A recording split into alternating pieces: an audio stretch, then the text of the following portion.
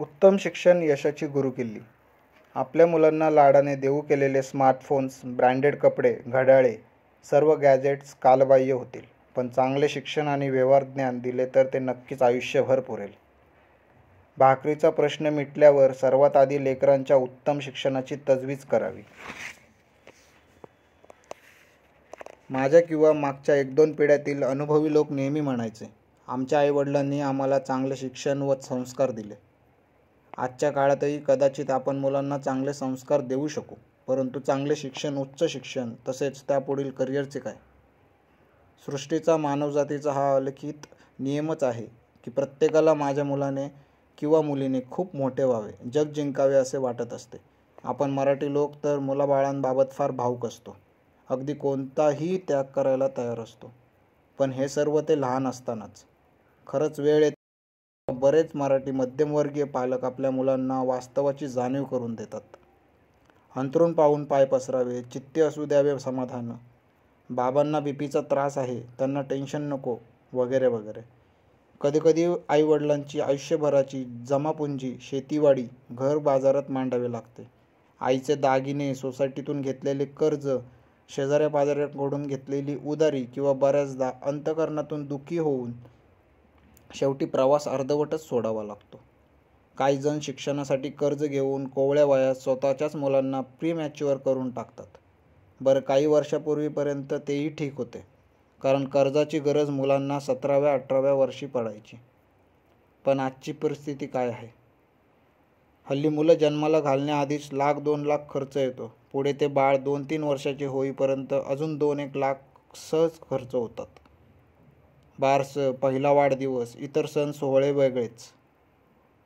लगेच पुढे पावसाळ्यात कुत्र्याच्या छत्राप्रमाणे वाढलेल्या प्रीस्कूलमध्ये 2-2.5 वर्षाच्या लेकराला 5-50 हजार खर्चून कोंबतात. पुढे मुख्य शाळेची इयत्ता पहिलीच्याही आधी धावाधाव. मुंबई पुण्यासारख्या शहरात खाजगी शाळांसाठी $1,00,000-2 लाख रुपये डोनेशन, बाकी फी वेगळी. हायस्कूल आणि फक्त 10वीपर्यंत मुलांना शिकवायचे म्हटले तरी 5 ते 10 लाख रुपये खर्च होतात. याशिवाय या स्पर्धेच्या युगात राहायचे म्हणून ऑलिम्पियाड, विविध भाषा, 5वीपासून स्पेल बी, IEO, IMO, IGKO, NSO, NCO आणि काय काय भानगडींची तयारी करून घेणारे क्लासेस. काही जण तर 5वीपासूनच IITच्या प्रिपरेशनची तयारी करतात. पुढे 10वी-12वीसाठीचे विविध क्लासेस, विविध प्रवेश परीक्षांची तयारी, यासाठीचा खर्च, ते करिअर गायडन्स आणि सिलेक्शनचा मनस्ताप मिळून त्यासाठी 4-5 लाखांचा खर्च. त्यानंतर सुरू होणार असतो महाविद्यालयांसाठीचा किंवा उच्च शिक्षणासाठीचा खर्च. भारतातील सद्यस्थिती पाहता इथल्या शिक्षणाच्या दर्जावर न बोललेलेच बरे.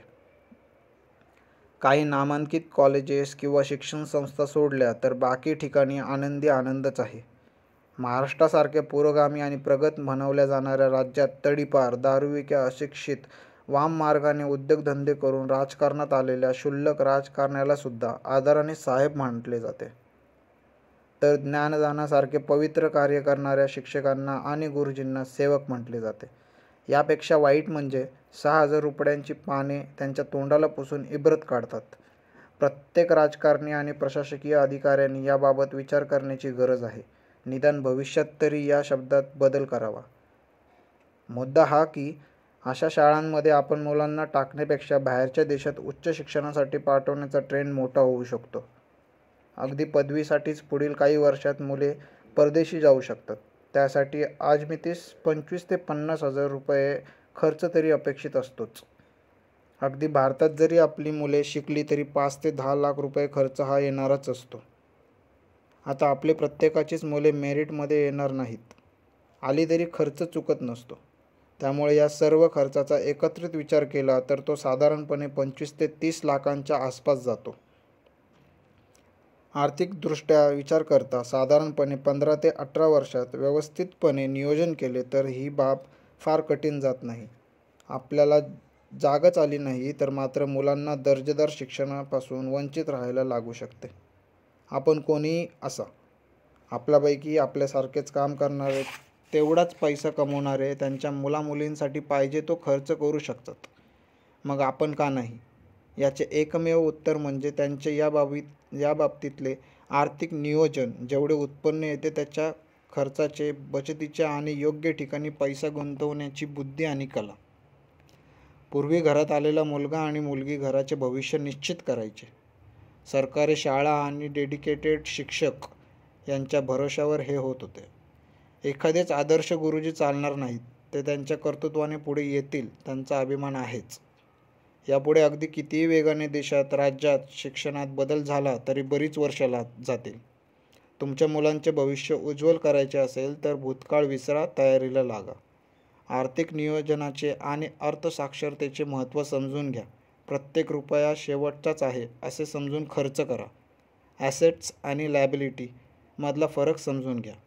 प्रसिद्धी आणि तुलना यांच्या नादात भरकटण्यात काही अर्थ नाही. शिक्षण आणि वाचन ही आपल्या आयुष्यातील सर्वात मोठी गुंतवणूक आहे. आपल्या मुलांना जगातील सर्वोच्च शिक्षण संस्थांमध्ये शिकवायचे असेल तर आजपासूनच बचत आणि गुंतवणूक करा. आपल्या लहान लेकरांसाठी तरी आर्थिक साक्षर व्हा. त्यांचे भविष्य घडवायचे असेल तर आजपासूनच त्यांच्या शिक्षणासाठी गुंतवणूक करा. आधुनिक विज्ञानवादी जगात उत्तम शिक्षण हीच यशाची गुरुकिल्ली आहे. धन्यवाद.